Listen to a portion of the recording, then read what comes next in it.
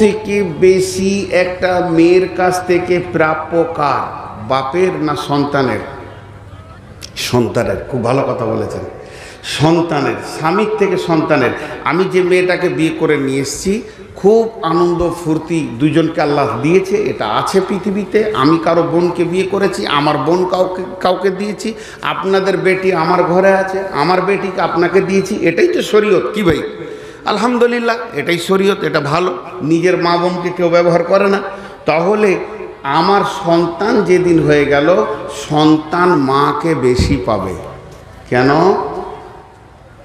মা শিক্ষিতা হলে পরে সন্তান শিখে আতুর ঘরে। মা যদি জ্ঞানীমান বুদ্ধিমান হয় তো আতুর ঘরে শিখে। কাদের জিলানী আলাইহি রাহমার মা, ইমাম বুখারী আলাইহি রাহমার মা, এদের ইতিহাসগুলো পড়ে দেখবেন একবার। আমি আর লম্বা করতে যাচ্ছি না যে তারা কিভাবে ছেলে মানুষ করত। একটা মা একটা ছেলেকে গোসল করাতে সময় লাগবে কম করে 1 থেকে 1.5 ঘন্টা। 1 থেকে 1.5 ঘন্টা শুধু খাওয়াটা বলি। মা এদিকে শ্বশুর বলছে গরম পানি দে না গে, তোকে কখন কহেছিল গরম পানি লেগে, এখনো কি করলি? আর শাশুড়ি মুখ বেঁকিয়ে বসে আছে, তোকে কখন বলেছি যে আমাকে রুটি দে। ওদিকে দেওয়ার বলছে কলেজ যাব, ভাবি ভাত হলো। নন্দটা বলছে জীবনে কোনদিন তোকে ভাত খোয়াবে। এই জ্বালাতেও আছে যে চারিদিকের জ্বালাকে মিটাতে মিটাতে ছেলে এসে বলছে মা ভাত দাও। যে সময় বেশি পাবে, যার হক আছে আল্লাহর তরফ থেকে, সে বলেছে খালি মা ভাত দাও। তোর 5 হাতে মারলে 2টা কিল, 4 জনার রাগ ওকে দিয়ে দিলে, যে জোর করে ঘাড়ে ধরে বসিয়ে থালাটা ঠুকে ভাত দিলে খাগা। ও তখন ডান হাতে খেছে, বাঁ হাতে খেছে, একবার করে ফুঁটা ফেলছে আর একবার করে খেছে। এই অবস্থা চলছে সংসারে। আমি কথা ঠিক বলেছি না বল? অথচ কাদের জিলানী মায়ের কথা বলি। কাদের জিলানীর মা যখন ছেলেকে খেতে দিতেন, সমস্ত চিন্তাকে ফারেক করে নিতেন, মাথায় কিছুই রাখতেন না। ওনার ধ্যানে জ্ঞানে ছিল আমার ছেলেটা মুহাদ্দিস হবে, এটা আমাকে বানাতেই হবে।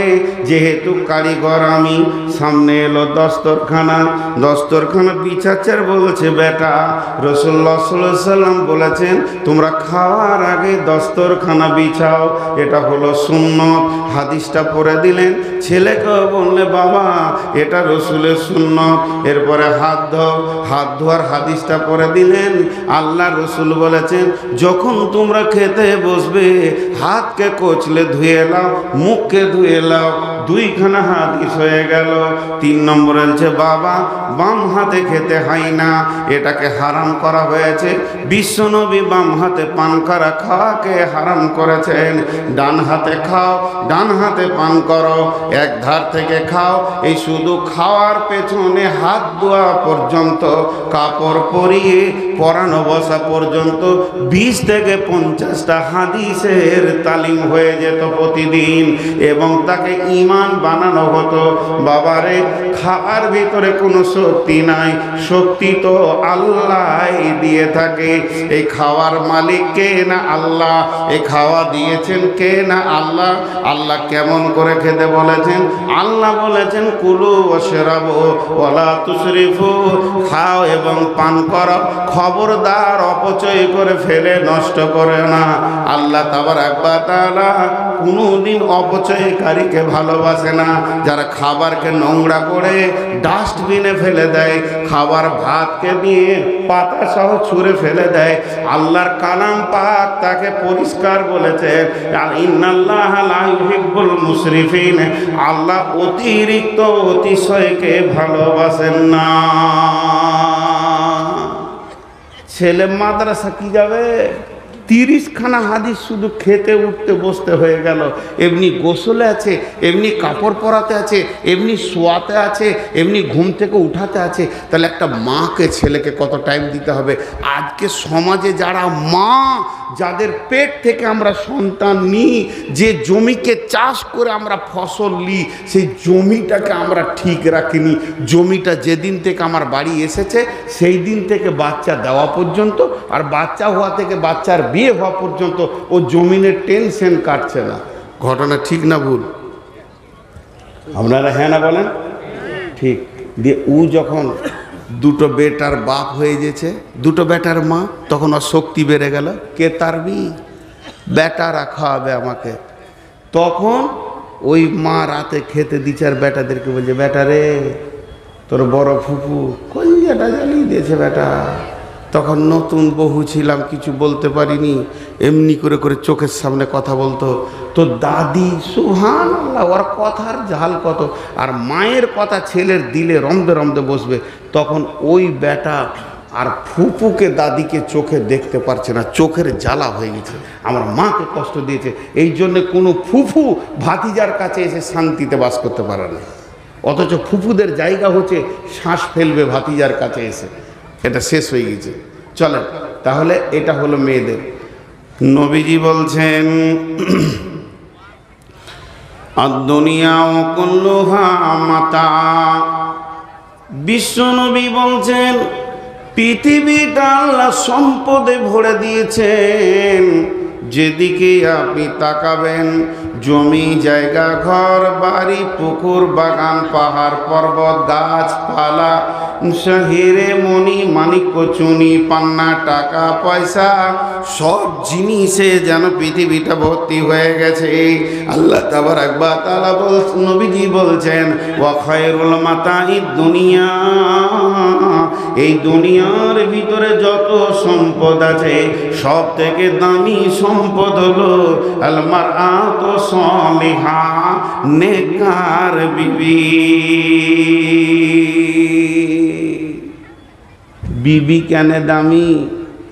হাজি, সব থেকে দামি সম্পদ। আল্লাহ রসুল বলেছেন আপনার মন মানুক আর নাই মানুক, আমার মন মানুক আর নাই মানুক, আমি আপনাদেরকে হয়তো বোঝাইতে পারছি না, কিংবা হয়তো আমার বুদ্ধি কম এই জন্য ঠিক মতো বলতে পারছি না, কিংবা আপনারা ঠিক বুঝতে পারছেন না, এটা হতে পারে মেনে নিব, কিন্তু আল্লাহর রসুল ভুল বলেছে এটা হতে পারে না। আল্লাহ রসুল বলেছে দামি তো দামি, বাস। এবার গোটা পৃথিবীর থেকে দামি। গত 3 দিন আগে প্রমাণ করলাম যে একটা মেয়েকে, সতী মেয়ে, নেককার মেয়েকে দাঁড়ির একটা পাল্লাতে চাপিয়ে দেন, আর একটা পাল্লাতে গোটা পৃথিবীটাকে যত সোনা টাকা পয়সা জমি জায়গা বাগানাতে সবটি চাপিয়ে দেন, এইটা উপরে উঠে যাবে, মেয়েটার পাল্লা নিচে নেমে যাবে। মা বোন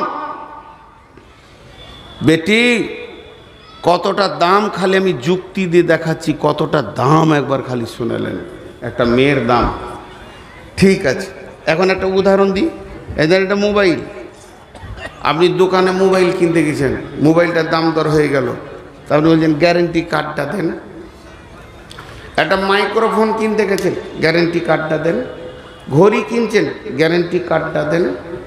এখন গ্যারেন্টি ওয়ারেন্টি কার্ড নেওয়ার জন্য সবাই ব্যস্ত। জুতো কিনলেও বলছে ক মাস যাবে জি জি, কিন্তু মানুষ এক জায়গায় পাগলা। সিমেন্টের গায়ে লেখা আছে 77 ইয়ার্স, মানে 77 বছর ওর কেমিক্যালের স্ট্রেংথ ধরে থাকবে ও। তাহলে সিমেন্ট কোম্পানি কত বছর দিল? 77 বছর। চিমনির 1 নম্বর ইটটা ভাটাওয়ালা বলছে 100 বছর, ভালো, আপনার ঘর ভালো হবে। এলিগেন রড বলছে 120 বছর জং ধরবে না, তাহলে তো ভালো গ্যারেন্টি দিয়ে দিলে। তাহলে সিমেন্ট এলো দামি, আপনার বালু এলো দামি, ইট এলো দামি, এরপরে পাথর এলো দামি, মালগুলো সব দামি দামি দামি দামি নামলো। আপনি বলছেন আমি পুকুরের পানি দিব না, নদীর পানি দিব না, ওই জায়গায় লবণাক্ত থাকতে পারে, নোনা ধরে যাবে, আমি সাবমার্সেলে পানি তুলে তুলে তুলে ঘর বানাবো, এটাও হয়ে গেল দামি। সব জিনিস দামি, ইঞ্জিনিয়ারও দামি, আর ওর ভিতরে মিস্ত্রিটাও হলো দামি। কিন্তু আপনি বাড়িটা বানাবেন কোথায়? একটা জমিনের ওপরে। এই জায়গাটার ওপরে ইঞ্জিনিয়ারকে বললেন ওইদিকে 300 ফুট, এইদিকে 200 ফুট জায়গাটা আমার, এখানে একটা বাংলো তুমি প্ল্যান এস্টিমেট দিয়ে দাও। এটা বানানো শুরু হয়ে গেল। বন্ধুরে, সবারই কাছে গ্যারেন্টি নিলাম, কিন্তু এই যে জমিনে আমার 20 তলা বিল্ডিং হবে, ফ্ল্যাট বাসা হবে, নিচেটা দোকান হবে, তারপরে আমার বাসা বাড়ি বানানো হবে, তবে কেন জমিনওয়ালার কাছে গ্যারেন্টি নিচ্ছি না?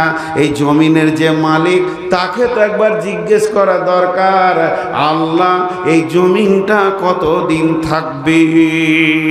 আল্লাহ বলছে 3 বছর। তাহলে 77 আর 100 বছরের কাজ কি হলো?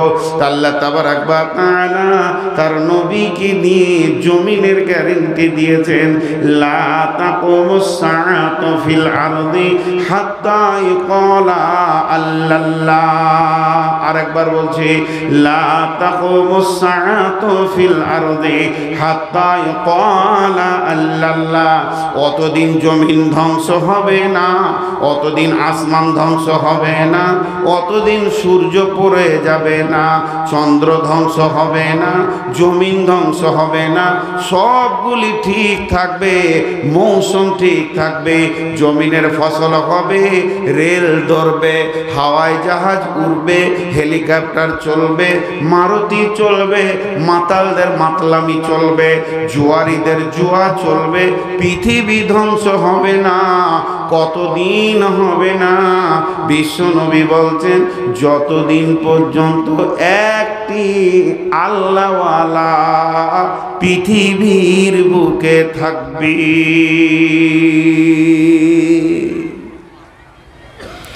তাহলে একটা আল্লাহওয়ালার দাম আছে না নাই? গোটা পৃথিবীটা আল্লাহ চালাইছে। আল্লাহর একদিনের খরচা কত? 4,500। বলছে হ্যাঁ, 4,500। আল্লাহর একদিনের সংসার খরচ কত? সারা বিশ্বের। শুধু সূর্যর খরচাটা বিজ্ঞানীরা খানিক বলেছে, তো আপনার মাথা গরম হয়ে যাবে। আমি অত ভিতরে যাচ্ছি না।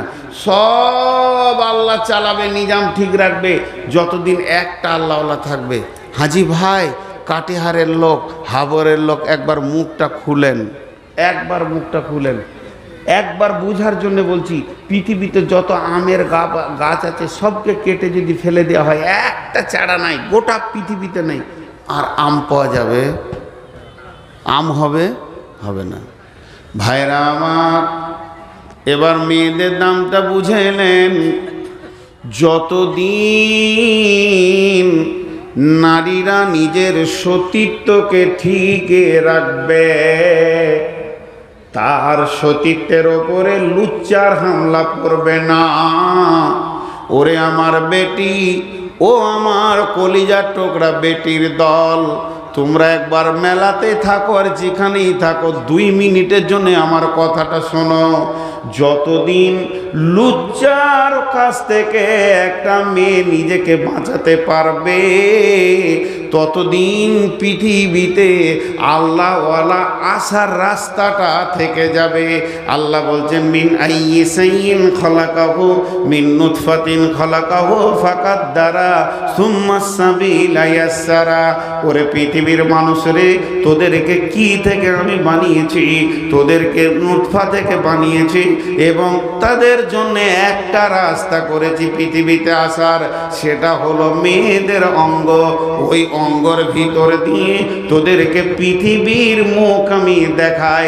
এমনকি নবী, অলি, গাউস, কুতুব, পীর, পয়গম্বর আর শহীদ বলেন, মাওলানা, মুফতি, মুহাদ্দিস বলেন, মেয়েদের রাস্তা ছাড়া সে পৃথিবীর মুখ দেখেনি। অতএব মেয়েরা যতদিন সতীত্বের গ্যারেন্টি দেবে, অতদিন আল্লাহওয়ালা পৃথিবীতে আসবে। আর আমার বেটিরা যদি লুচ্চাদের পাল্লাই পড়ে নিজের সতীত্বকে নোংরা করে দেয়, সতীত্বের দরজাটা যদি বন্ধ করে দেয়, তো পৃথিবীতে চোর ডাকাত লুচ্চাতে ভরে যাবে, ভালো মানুষ পাওয়া যাবে না। আর যেদিন ভালো পাওয়া যাবে না, সেদিন পৃথিবীর মূল্য থাকবে না। তাহলে একটা নারীর সতীত্বের মূল্য কত? পৃথিবীকে বিক্রি করেও পাওয়া যাবে না।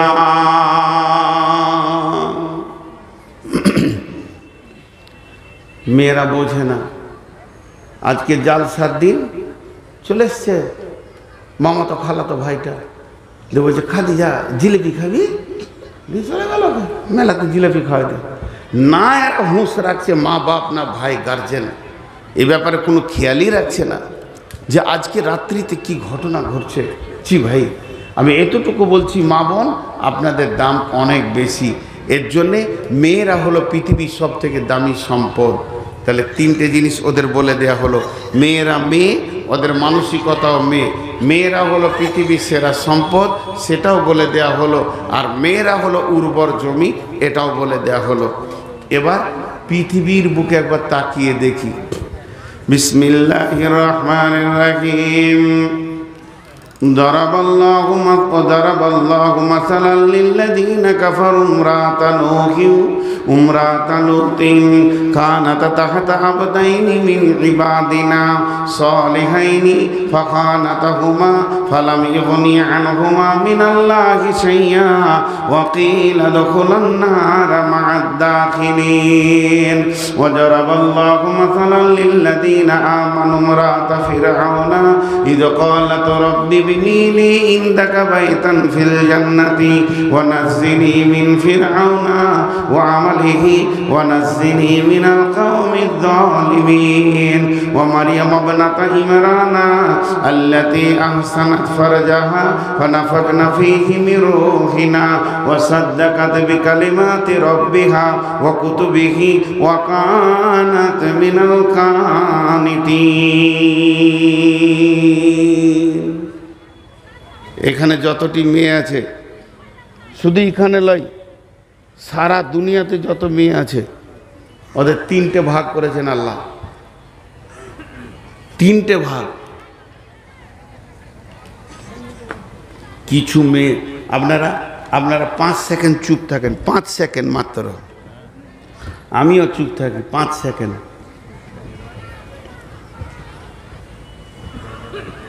চুপ কেন থাকলাম?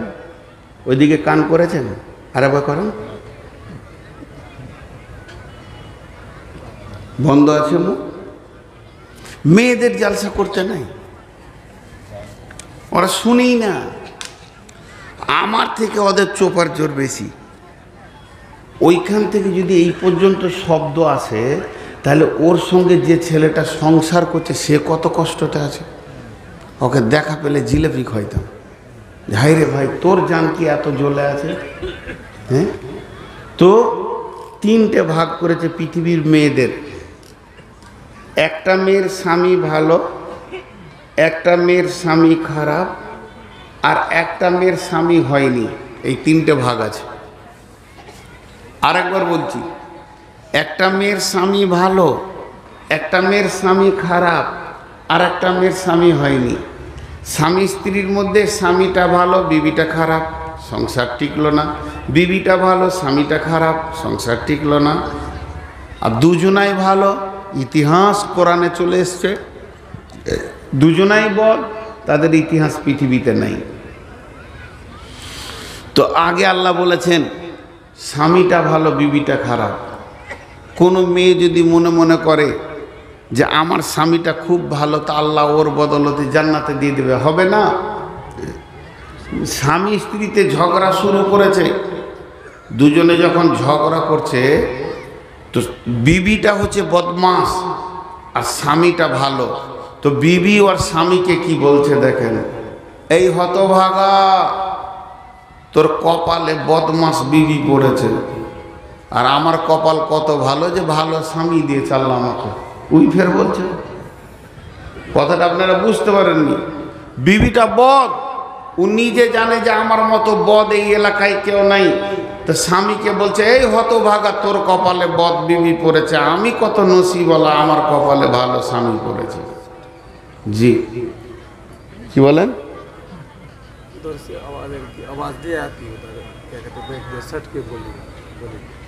এর থেকে কত সব বড়।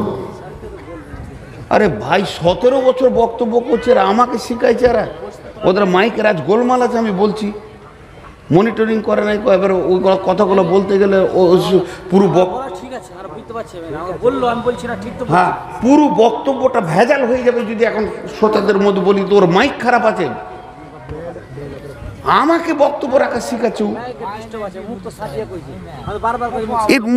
এই তো বাস ফুল বন্ধ এখন।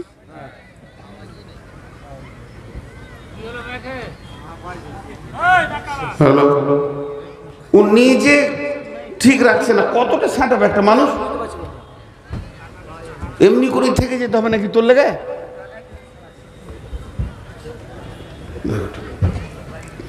এবার আল্লাহ বলছেন, কথাগুলো আল্লাহর, আমার নয়। বিসমিল্লাহির রহমানির রহিম। وضرب الله مثلا للذين كفروا امرأة نوح وامرأة لوط كانتا تحت عبدين من عبادنا صالحين فخانتهما فلم يغني عنهما من الله شيئا وقيل ادخلا النار مع الداخلين। আল্লাহ বলছেন, রে পৃথিবীবাসী তোমরা ভালো করে শোনো, দুইজন নবীর বিবি বড় বদমাশ ছিল। তারা এত বদমাশ ছিল, লুচ্চা বেঈমানদের সঙ্গে তারা সম্পর্ক রাখত, তারা লুতের সঙ্গে সম্পর্ক রাখত।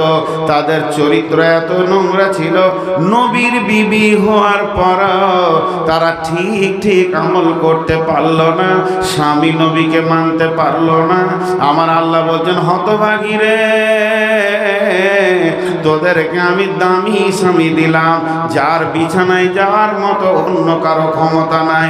নবীদের বিছানায় শোয়ার তৌফিক দিলাম, নবীর বালিশে তোর মাথাটা দিলাম, নবীর কম্বলের ভিতরে তোকে থাকার সুযোগ দিলাম, কিন্তু তারপরও তুই হীরের টুকরো চিনতে পারলি না। ওয়াকিলা দখুলান নার মা'আদ দাখিলিন। এই দুটি মেয়ে চিরদিন জাহান্নামে থাকবে। সেই দুটি নবীর বিবিকে, হযরতে নূহ আলাইহিস সালামের বিবি আর হযরতে লূত আলাইহিস সালামের বিবি, এই দুজন নবীর বিবি চিরদিন জাহান্নাম চলে যাবে। ওরে আমার মা, ওরে আমার বেটি, ওরে আমার বোন, এ কথা ভাবিয়েন না। স্বামী ভালো বলে জান্নাতে চলে যাব, নবীর বিবি হয়েও জান্নাতে যেতে পারলো না, চিরদিন জাহান্নাম তাদেরকে যেতে হলো।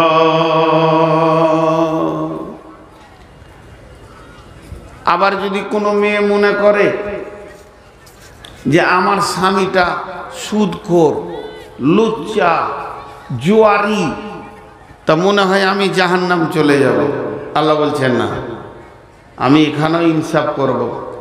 وضرب الله مثلا للذين آمنوا امرأة فرعون إذ قالت رب ابن لي عندك بيتا في الجنة ونجني من فرعون وعمله ونجني من القوم الظالمين। ও আমার বোন, ওরে আমার বেটি, স্বামী সুদখোর হতে পারে, জুয়ারি হতে পারে, স্বামী বেঈমান হতে পারে, লুচ্চা হতে পারে, স্বামী মাতাল হতে পারে, এর জন্য আপনার কোনো চিন্তা নাই। আল্লাহ আপনাকে জান্নাত দেবেন। তার কারণ হচ্ছে পৃথিবীর সবথেকে বড় জালেমের নাম হচ্ছে ফিরআউন। আর ফিরআউনের মতো জালেমের বিবি আসিয়া ছিল বড় নেককার, তাকে অত্যন্ত অত্যাচার করেছে, তারপরও আসিয়া জান্নাতে যাবে, ফিরআউন জান্নাতে যাবে না। ফিরআউনেরকে সবাই চিনেছে কত বড় বেঈমান, কত বড় বদকার, আর তার বিবি কত বড় নেককার।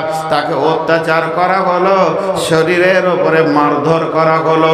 ফিরআউনকে বিবি বলছে, স্বামী আমার, তোমাকে যত দূর পারবো আমি স্বামী বলে মানবো, ত্রুটি নাই, তবে তোমাকে আমি আল্লাহ বলবো না। আসিয়ার মা বাপ বেটিকে বুঝলো না। ফিরআউনকে বলল, বাবা তুমি যা করবে করো। ফিরআউন দেখলো বাপের বাড়িতে জায়গা তো নাই। তখন ফিরআউন বলছে, রে হতভাগী আসিয়া, তোকে তো তোর বাপ জায়গা দেয়নি, আমার খাবি, আমার ঘরে থাকবি, আমার বিরুদ্ধে কথা বলবে, আমিও মেনে নিব না। তাকে মারধর করে কোনো রকম আল্লাহ বলাতে পারলো না। এরপর সৈন্যদেরকে বলল, কেউ বলে তক্তাতে তার কাটা দিয়ে উল্টে দিয়েছিল, হয়েছিল। কোন কোন তফসিরে আছে যে কাঁচকে ভেঙে বিছানা বানানো হয়েছিল। ওই শরীরটা নরম মহিলার শরীর, তাকে কাঁচের উপরে শোয়ানো হলো, 4 হাত পাকে বেঁধে দেওয়া হয়েছে, আর বুকের উপরে একটা বড় পাথরকে সৈন্যরা ধরে আছে, খালি ছেড়ে দেবে তো মারমার করে সমস্ত শরীরটা চেপটে যাবে। ফেরাউন তখন বলছে, আসিয়া রে, তোকে অনেক চেষ্টা করে পারলাম না, এখন তোর আখিরি মৌকা, তুই কি বলছিস বল, আমাকে আল্লাহ বলবি কি বলবি না? যখন এ কথা বলা সঙ্গে সঙ্গে আসিয়া মুখ খুলে দিল আল্লাহকে, রব্বি বিনিলি ইনদাকা বাইতান ফিল জান্নাতি ওয়া নাজ্জিনি মিন ফিরআউনা ওয়া আমালিহি ওয়া নাজ্জিনি মিনাল কওমিজ যালিমিন। হে আমার আল্লাহ, আজকের দিনে আমার মতের দিকে তাকিয়ে দেখো, আমার মতটা কার প্রেমে নয়, শুধু তোমার ভালোবাসায় আমি মতকে গ্রহণ করে নিয়েছি। আমার বাপ ভাইয়ের দরজা বন্ধ হয়ে গেছে, স্বামীর দরজাও বন্ধ হয়ে গেছে, এখন আমি মতের কাছে পৌঁছে গেছি। হে আমার রব, তোমার জান্নাতে আমার ঘরটা বানিয়ে দাও, তুমি রাজি হয়ে যাও। আর বেঈমান আচরণ, বেঈমান ফেরাউন থেকে এবং তার বদ অভ্যাস থেকে এবং এই বেঈমান ফ্যামিলি থেকে তুমি আমাকে নাজাত দাও। এই কথা যখনই আসিয়া বললেন, আমার রব সাতবক আসমানকে কাঁচের মতো করে দিয়ে বলছে, আসিয়া রে, তুই একবার তাকিয়ে দেখ, পৃথিবীর তোর স্বামীর বাবার দরজা বন্ধ, আমি রবের দরজা খোলা আছে রে।